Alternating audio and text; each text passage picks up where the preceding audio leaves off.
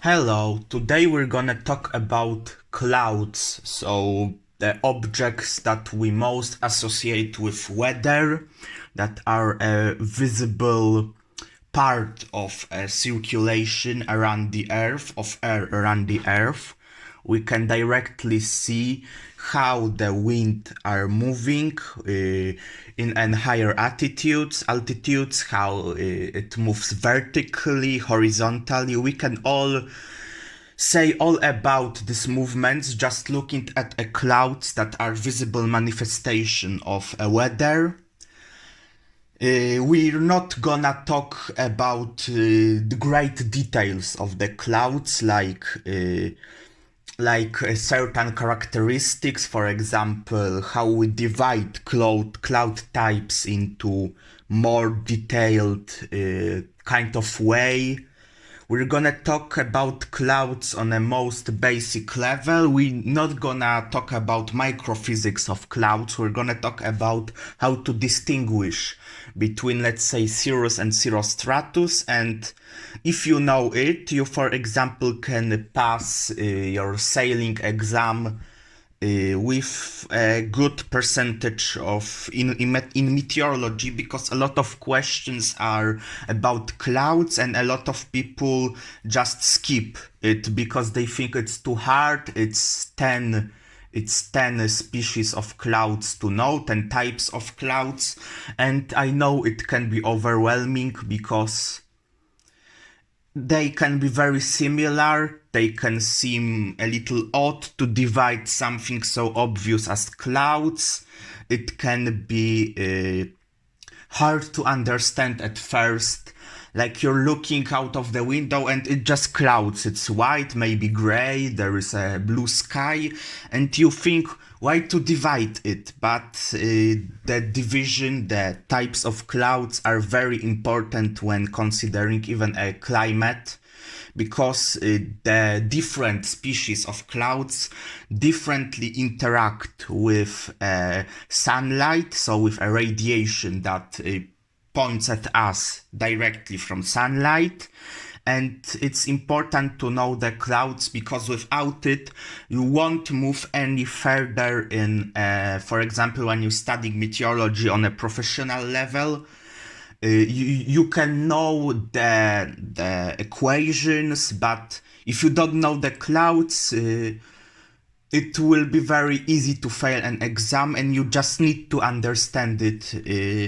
Even if it seems at first overwhelming because there are 10 of them and they are not in English nor in any commonly used language. It is in Latin, or it is a words derivated from some other Latin words. Latin is an ancient language that is no longer used among common people, so this characteristic even makes it even harder to understand all of the clouds. But today I will try to make it as simple as possible, and you can always search on the internet when I'm gonna be talking about something. But as it is a podcast, I will try to explain the clouds very in a very detailed way, so you can imagine it and obviously relate it what you were seeing maybe today, maybe yesterday,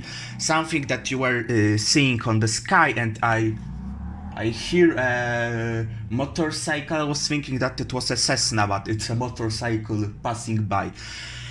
Sorry. Basically, we're gonna start by explaining different levels the cloud can be formed on. We have high level clouds, middle level clouds, and low level clouds. Low level clouds, low clouds are close to the surface. It is about from the surface to about 2 kilometers or 7,000 feet about. And they are the clouds that are the lowest, as you can expect. They even can sometimes be so low they touch the high buildings, like the low stratus clouds we're gonna talk about later. So even that can happen. This definitely wouldn't happen in a middle level or high clouds. These are above the low level clouds. They are middle level, and the highest is the high level clouds. They are even higher pseudo clouds, I would call them, that are not clouds in a term that were traditionally used. We're talking about this kind of clouds that form the beautiful colors when the sunlight is passing by, like a little rainbow in the part of clouds, most outer part of clouds, like pearls it looks, but they form in stratosphere, but these aren't typical clouds in a way that you will, for example, need, as I said, if you're passing a sailing exam or PPL license, etc. So the first cloud I'm gonna talk about is a cirrus cloud. Cirrus cloud is very different from other clouds. If you understand what it is, you can easily think of it, you can imagine it, you can point at it at the sky and say it's a cirrus cloud in very fastly in an obvious way. It's very different from any other cloud except from one we're gonna talk about later. Cirrus is a cloud that looks like a spider web, but some might say it's a silk or some kind of a string. Sometimes they are crossing each other, the different strings. It has this smooth appearance. It isn't. It doesn't look fluffy. It's like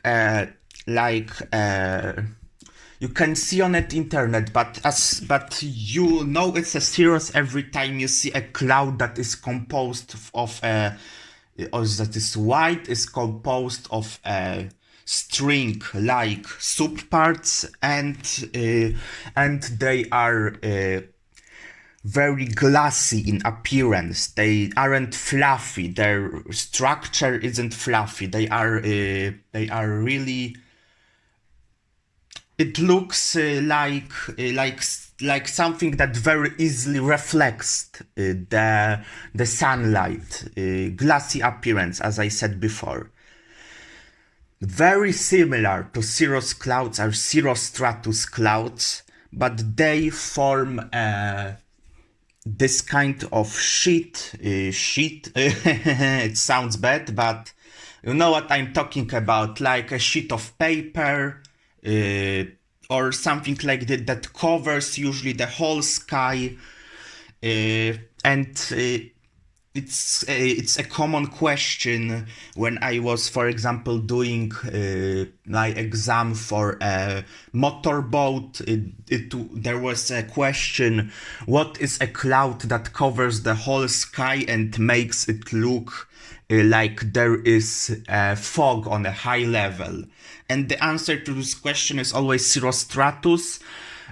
At lot of times they are gonna ask also about halo, so this circular rainbow-like optical phenomena around the sun when the sunlight passes through the cirrostratus clouds. If it is a halo, in 99% is gonna be a cirrostratus, and if they are asking you on the exam what is the cloud that is associated with halo, cirrostratus always. And it is, as said, a very easy type of cloud because it forms a layer that is very delicate. It doesn't look thick or never looks fluffy. It's like a colored glass. The next type of cloud we have cirrocumulus. This cloud looks fluffy. These are a little white points on the sky, very little less than one arc degree. So, for example, it is easy to check if it is this small by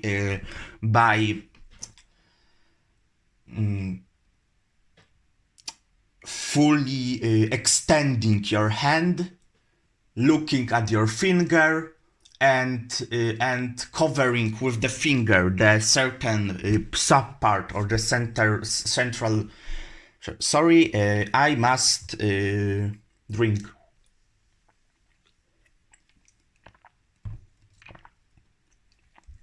You will cover the certain subpart of the cloud, the one fluffy element, with a finger. If it's less than a finger, so if the finger covers it all, it's a cirrocumulus. They can form a lot of different forms. They are very beautiful clouds, but also the rarest types of cloud on Earth.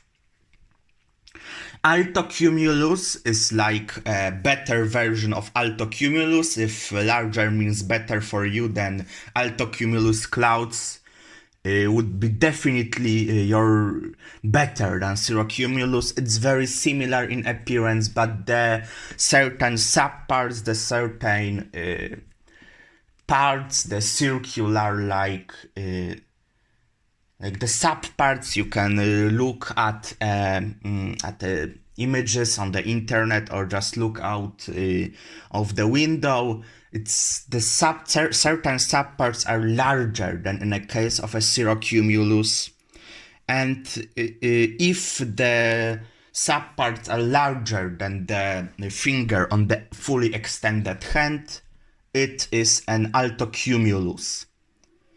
And we're entering into the middle layer with altocumulus, but we're gonna divide all of that, as I said, in the end. In the end, we're gonna say about which cloud belongs to which level. Altostratus, really simple cloud to be identified. It covers usually the whole sky. It's gray or light gray or sometimes white, and sometimes rain falls through it, but not always. Not always rain falls through it. The next we have nimbostratus, the worst cloud for all. It is rainy cloud. It is gray and produces prolonged periods of weak to moderate precipitation. And it's only cloud capable of such precipitation, except for altostratus, that in the winter, when the air is saturated near the surface, can also produce rain, but usually not as strong and not as long-lasting as in the case of nimbostratus. Similar cloud to both nimbostratus and altostratus is a stratus cloud. It's a cloud that is gray. It covers usually the whole sky, but there is only drizzle falling from it. Drizzle differs from rain in that it is smaller. These are really small rain particles, smaller in diameter than half a centimeter or half a millimeter. I cannot recall it now, but I'm pretty sure it's half a centimeter. Half a millimeter. Basically, they are floating. They are really their position is really easily changed by winds. And that's how it differs from rain that is usually in form of larger droplets that fall directly from the sky. No, drizzle is something in between fog and rain. It's a kind of precipitation, but these are really small droplets, sometimes invisible to a human eye. You just feel it, like you're passing by this type of machine that sprays water on a grass. You know what I'm talking about. You feel like it's not a rain. You know about what feeling I'm talking about. And it is usually associated with stratus clouds. Stratocumulus is a really bigger version of altocumulus, but with an element of a stratus, and it's a cloud that a lot of people are scared about because it looks sometimes like a stormy clouds. It can have a really turbulent appearance, smaller, whiter or larger, darker elements. It's harder to explain this cloud, but this is that clouds I heard before some kind of way to think about these clouds, as it's the cloud that can't be classified in any other nine types. If that doesn't match the description of any other, it's usually the altocumulus, and it's a good way to think about it. Sorry, stratocumulus. Very, very sometimes scary looking clouds, sometimes clouds that just make you depressed because it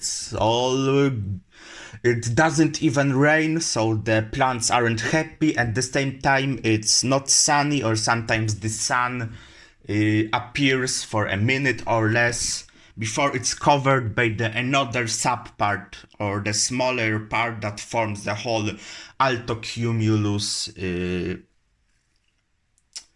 cloud. Okay, and the two clouds that is very hard to mistake for other clouds. It is a cumulus and cumulonimbus. Cumulus is a cloud of a fair weather. It's often called. It has a flat surface, but it's important. Our bottom of the clouds is flat, but it's important to know that some people, when they start, they begin the journey with the meteorology, can not be able to understand what it exactly means, because it doesn't mean it will always look flat. It is flat relative to the ground, so the lowest part of the cloud is flat. But if you are, for example, directly under the cumulus cloud, you will see the dark spot on the sky. You won't see the flat surface because you're directly beneath it. It's like you're looking at how is it called in English? It's a lot. It's hard to tell the part. It's obvious, like the part of a room that directly above you, that's formed like the upper wall. You know what I'm talking about. This part of a room, and this part of a room. Okay, I'm gonna find other analogy so it will be easier. You see the roof of the house. Imagine a flat roof.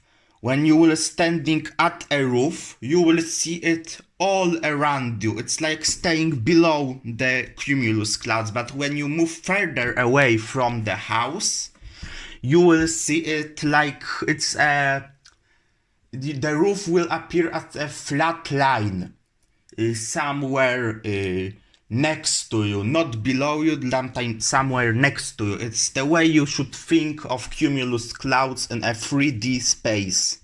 The same applies for cumulonimbus. It's the cloud almost everyone knows about because it's talked a lot about, as it is the stormy cloud that brings bad weather, strong winds, strong rain, sometimes lightning, and it's also a misunderstanding that is talked about anvil clouds. This is a typical feature of a cumulonimbus cloud, the anvil cloud. So a flat cloud that's spreading outward from a center of the cumulonimbus at the highest level of it. But it is like an anvil in a 3D space. So if you're, again, below the clouds, you will see just rain, lightning, but you won't see the anvil. But sorry, I must water again.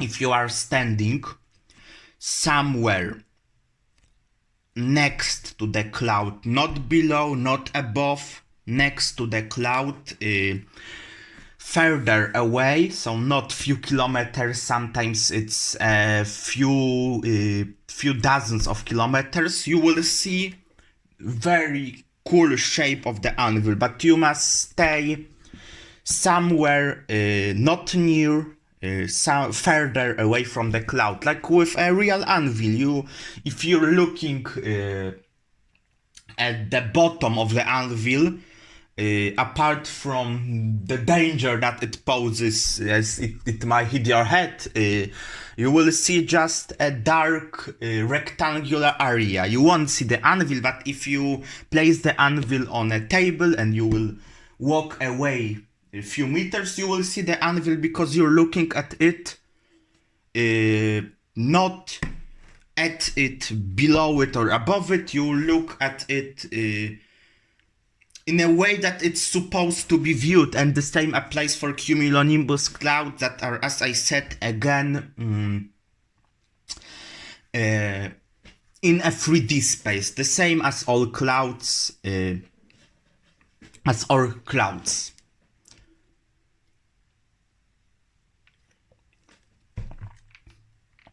Okay, so now you know the 10 types of clouds, but how to classify them further, like how to divide them into a different families, as they are called.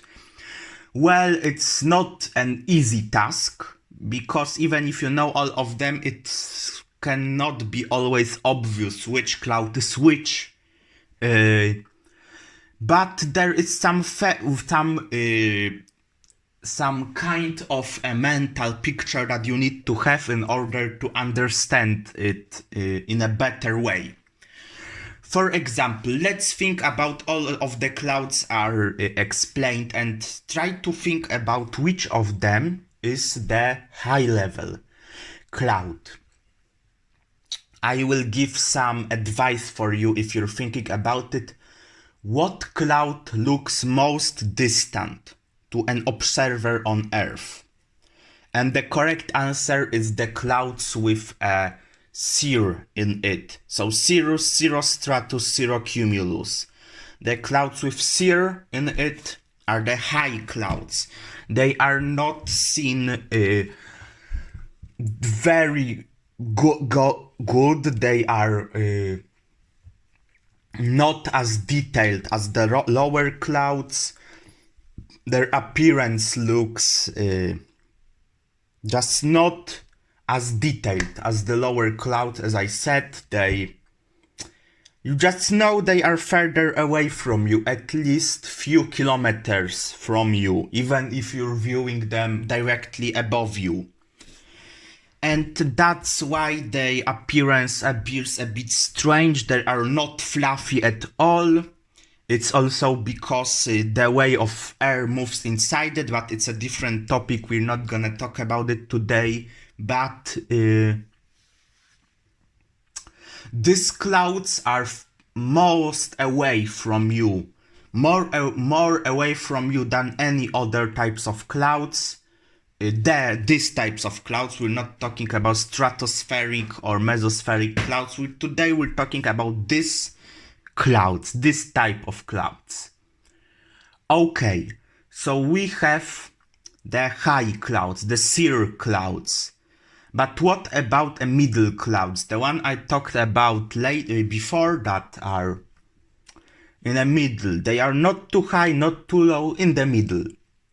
And I will leave some time for you to think about it. And what clouds match this description? Okay, so we have the alto clouds, altocumulus, altostratus, and nimbostratus. Nimbostratus is a non-typical clouds that was for a long time wasn't recognized as part of this layer, the middle layer clouds, because it was thought about as a low-level clouds, but it was noticed that the main part of the clouds, the most dense part, when the most of water is contained is actually a middle level. So that's why Nimbus Stratus is a middle level cloud. And all the alto clouds, they doesn't appear in a way that high clouds appear as cirrus and cirrostratus and cirrocumulus. They don't have the silky or web-like appearance or a glassy appearance, as you want to call it. But they also never are very close to Earth. They never touch the building. It's in the middle somewhere. And you might think that all of the clouds or four that left will be in a lower layer, the lowest family of clouds. But you are wrong. No, it's not like that. It's not that simple. It had to be divided even further because stratus and stratocumulus, so the stra clouds or stir clouds, these are indeed low-level clouds. You can even see it when you look at them. They are just in a low level. I cannot explain it further.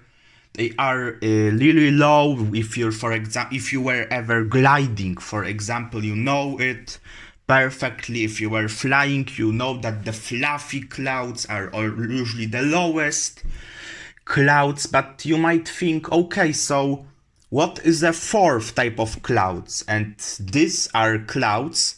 Okay, I leave you to think. If we know all three layers of clouds, what could be the fourth type or fourth family of clouds, as we call them sometimes? Okay, so the answer is the fourth family of clouds are clouds that are developed vertically. They can be in a one or more layer of atmosphere, so low to the ground, in a middle layer, on a high layer, and these are cumulus and cumulonimbus clouds. They are developed vertically. And these are the most spectacular clouds. They can be similar basically to any other species or any other type of the clouds. Like for example, cumulus can be slightly spread horizontally like stratocumulus. Cumulonimbus can form a cirrus-like clouds around its anvil. We talked about before about the anvil. And basically, you must know that these are the clouds you should look about mostly when trying to predict weather in a short term. Like you look at clouds, and these are the most important clouds because if cumulus aren't developing vertically, it means the weather will be probably good. But if they are developing, they can transform into cumulonimbus clouds. But we will not talk more about the cloud dynamics. I just want to know how we divide the clouds into these 10 types, the most important types of clouds. Okay, so I think it's the end. I want to remind you that as I'm not a native speaker, it was hard to me to describe all of it in a practical way. It's also really hard to explain it without looking at images because it's very subjective how we want to describe things to best match our... It's not a personality thing, it's a thing about how we imagine things. And you know what I'm talking about. It's about how we imagine things. It's really hard to describe it. So I'm sorry if it wasn't as good as you thought it would be, but I just like to talk about meteorology. And I think you will understand it, that it was really hard to me to prepare for all of it and try to explain it as you might think would be the best to match you. Have a nice day and bye bye.